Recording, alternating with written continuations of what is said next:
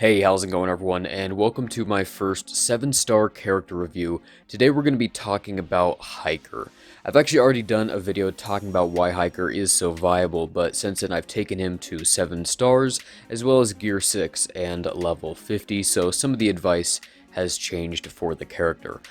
First of all, you get him for free when you first start out, so you'll already have him unlocked, and he's also available from Monolith Waste 1.6, right here, so it's a 6 energy farm there, and then also from Piptown United 1.H.3 as a 12 energy hard node. So he's a really easy farm. He's going to be very quick. I think he was my second 7-star character, actually.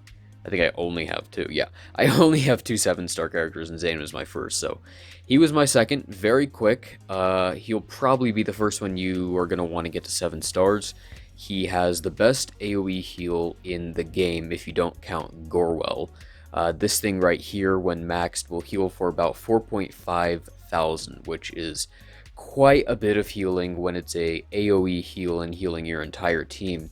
Now, Gorwell has a really nice AoE heal as well, but it's tied to her ultimate. This thing, I believe, can heal up to 10,000 per unit, which is a lot, but it does have a pretty long cooldown, so you're not going to be using it as often. So if you take into account how long it is between turns you can actually use Gorwell's heal, Hiker has the best AoE heal in the game, and also Gorwell is not even accessible except through bags, which would cost a lot of gems. So he's going to be your great AoE healer. Now that's really effective early on because you're going to see a lot of AoE damage dealers in Arena when you're first starting out. For instance, 3 of the characters you get the earliest are Cactus Girl, Chicken Suit Guy, and Princess Argenta, all of which have pretty powerful AoE attacks early on. And so when you're facing a team with all 3 of those and you're constantly getting hit by AoE attacks, you're going to want to have an AoE heal to bring your team back up to full health. Now, Hiker does fall off a bit later game. He's not as effective later on. If we take a look at Arena right now, at the leaderboards, you can see there's not very many Hikers at all. There's one right there in 10th, and there's one in 13th and 14th, a couple more as you go further down, but he's not as common as he once was, and that's because AoE heals are not super effective late game. You would rather have someone like Cook Bart who has a massive single target heal. Now this heal will heal a target hero for 55% of Cook Bart's max health, and when he is at 7 stars, that heal can get up to 9,000, and that's for a single target, and it's a 2-turn cooldown, so every other turn that Cook Bart takes, you can use this ability, and that's a lot of healing for one unit. For example, if you have Lloyd in your team and he puts everyone else under stealth, well, now the enemy units can only attack your Lloyd, so if they do a lot of damage to him, then Cook Bart can heal him up 8,000 or 9,000, bringing him right back up to full health. And then by the next time Cook Bart has his heal ready, it's only 2 turns later, so Lloyd will most likely not be dead by then, and you can use that ability to heal him back up. Whereas with Hiker, his AoE heal, if we take a look at it right here, is a 3-turn cooldown and will only heal for 4.5 thousand to Lloyd. So this heal won't be as effective because it's not as much healing going to the one unit that really needs it, which in this case is Lloyd. And this also applies with other teams like King's Court or Pirates because there are taunting characters. With Pirates there's Valiant, with King's Court there's actually quite a few taunts. There's Jester, there's Burnabus, and Brutus throwing around a taunt. But you're going to want that single target heal more than you would want Hiker's heal, especially at the late game. But early on, he's fantastic. And he's also very useful for getting through the campaigns, specifically the Glyph Hunt and Monolith Waste, because he is an explorer, so you're going to use him in Glyph Hunt. And I've used him to get through every single node. I've used him for literally every single one. He's super effective. And I've also used him for pretty much all of the Monolith Waste nodes. He's great for these type of battles, because if we just enter one right here, you will see that there are 18 total enemies left at the top of your screen right there. Right now we only have 4, but as we kill some, more units are going to appear. You know how that works. But basically, since there are so many waves of units, a lot of your characters are going to get damaged, so it's going to be helpful to have that AoE heal to keep your units alive for as long as possible and keep progressing through the levels and getting those gold trophies, which are very important because then that allows you to loot the battle and you don't have to do the entire thing every time. Another great thing about farming Hiker is his node in Monolith Waste is shared by the tier 1 set tool, which you're going to need a lot of early on to upgrade those first sets you get, like the Guarded Inn and the Pirate sets. The more advanced sets like the Ice Glider don't actually use tier 1s, they just go straight to tier 2s for the upgrades. But these are going to be very useful early on. You can see I have 120 left over because I don't really need them for any of those other sets at the moment. But yeah, you're not going to have to set aside energy to actually farm these, since you'll just be getting them along with Hiker. Now, speaking of sets, Hiker actually works really well with the Guarded Inn set, which might seem really weird because he is neither a builder nor a castle character, but it's because of this ability right here.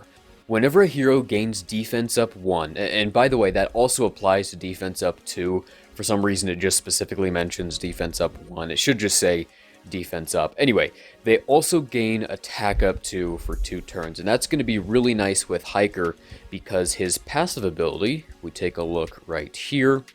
At the start of Hiker's turn, he has a 40% chance to grant the hero with the lowest health defense up 2 for 3 turns. So every single time he does that, he's also going to give them attack up. And this works really well with Kai, who you may or may not be farming, but you might know that he has pretty low health, which is generally not a great thing, but in this situation it actually works quite well, because since he has such low health, he will often be the weakest ally, which means that he will be getting that defense up from Hiker as well as that offense up.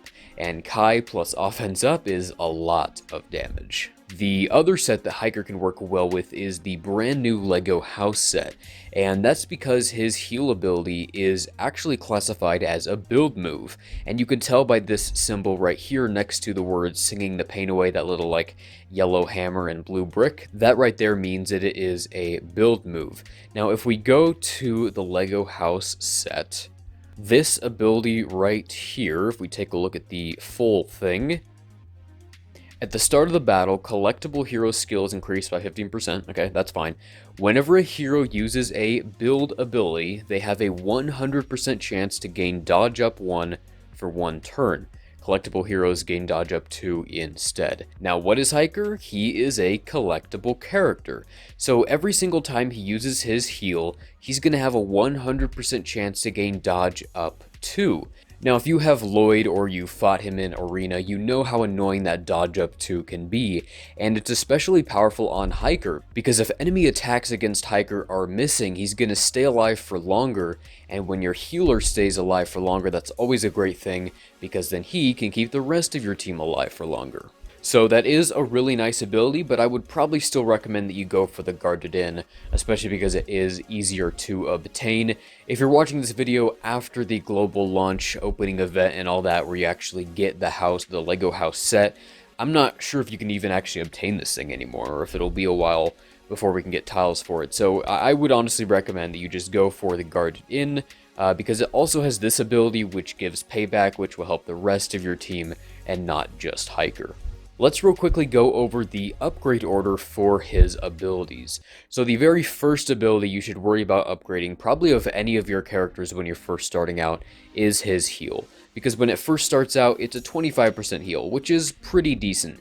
But the very next upgrade, it jumps up to 30 and then 35. So those first 2 upgrades up to level 3 will be very important. The 4th and 5th one will take a bit longer, but you'll still eventually want to get up there because a 40% heal is really nice, but 35 is still great. The second one you're going to want to upgrade is going to be this one right here, his passive, because you want to increase that chance of him giving defense up, because then he's also going to give offense up with the Guarded Inn set, and then you can worry about upgrading the basic ability last. Now, probably the biggest downside with Hiker is he isn't used for very many events. There just aren't very many events that require collectible characters, but I think it is likely that we will see a event in the future that will require collectibles, and then he will be very useful for that. He is used for the Explorer event. I don't remember what it's called off the top of my head, but it does give Explorer tiles, and I actually used him solo, like just him, to clear the final tier, so he's pretty effective in the one event he is used for. And then the last thing I wanted to mention real quickly is even if he isn't super useful in arena endgame, he's always going to be used in future events. Like there's this new Brickspedition thing coming soon, which is going to be a lot of different battles, and he's going to be very useful for keeping your units alive and allowing them to move on to the next battle with as full health as possible. And then of course he'll be useful in future raids, because when you're fighting a raid boss, you basically want to stay alive as long as possible to do as much damage as possible. So he's going to be useful for that as well. Anyway, I think that concludes my 7-star review of Hiker. All in all, a really solid character. Kind of falls off at the end game, but fantastic early on. Great for campaigns, and will be used for a lot of things in the future. I definitely recommend farming this character, because he is a pretty easy farm. Alright, thanks for watching.